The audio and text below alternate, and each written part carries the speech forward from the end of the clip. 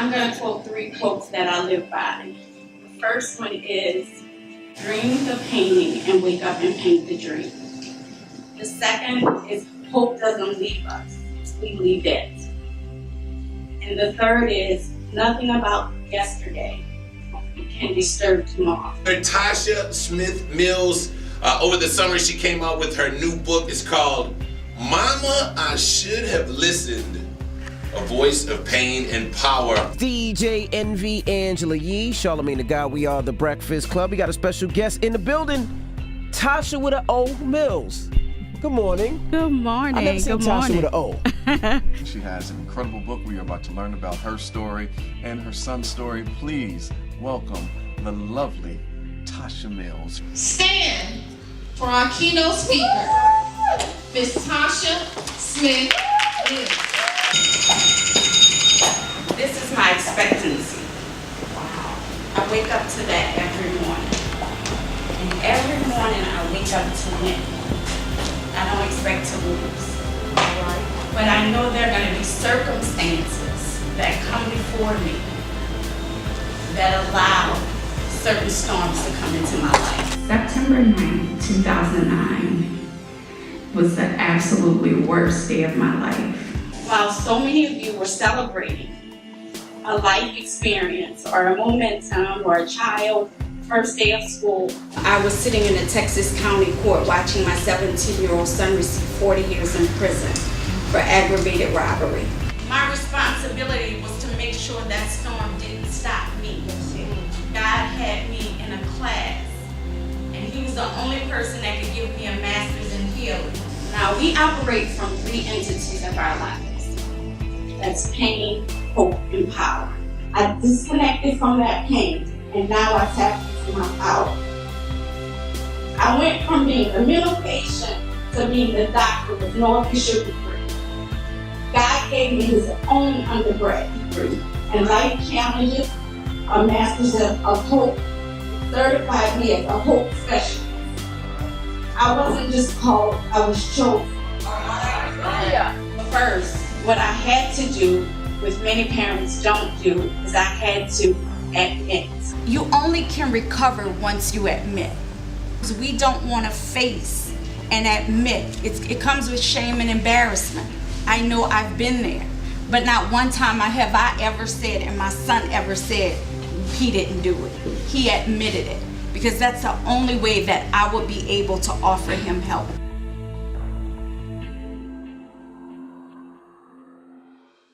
In America, there's over 3 million people in prison and over 7.5 million people on probation and parole. This is $1 billion business, and it angers me as it should anger you. Then there's no real reform in prison anymore. It's not like they're getting the education that they can use when they get in the outside world. It's not like they're learning a trade. It's not like they're even letting them get physically strong anymore. No, they're not. They institutionalized to dehumanize.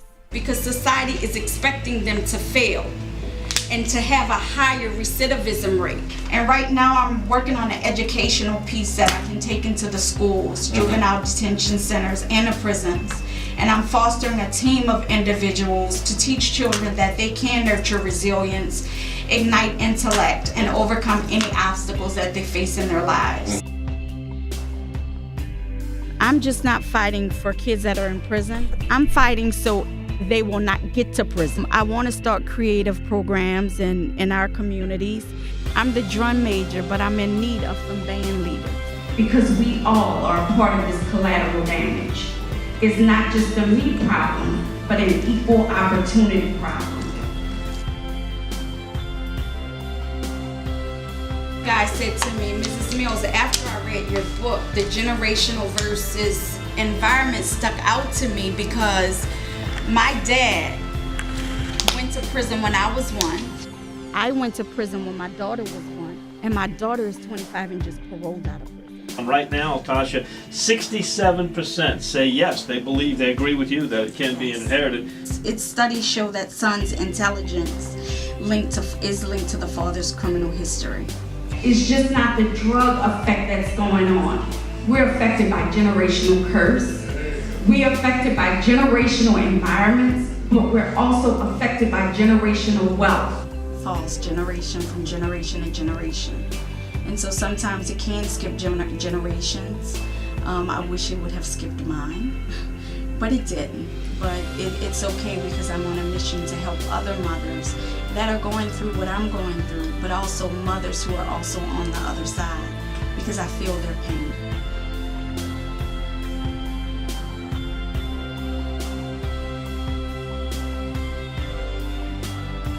And thank you for being our voice. I'm sitting at work and I'm reading your book and I'm crying.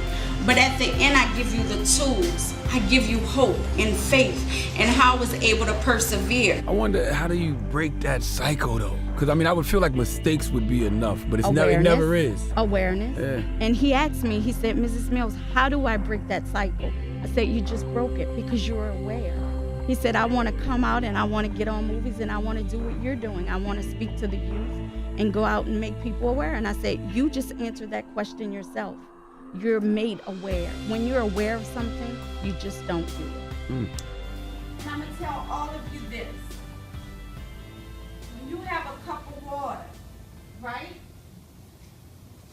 You take another glass when you feel like that weight is on your shoulder. When you take this and you pour it in and see when it get full, that's yours. And you keep pouring. And everything else that fall on that floor, give it to somebody else.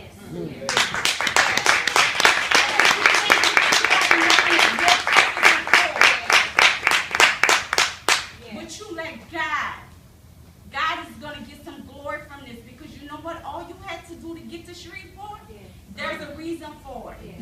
And that's your calling. That's your journey. It's your purpose, baby. It's your purpose. And we're going to help you fulfill that purpose. So God took all of my calamities, my failures, my son going to prison, my spiritual warfare, and my bad habits. He sat me off the table.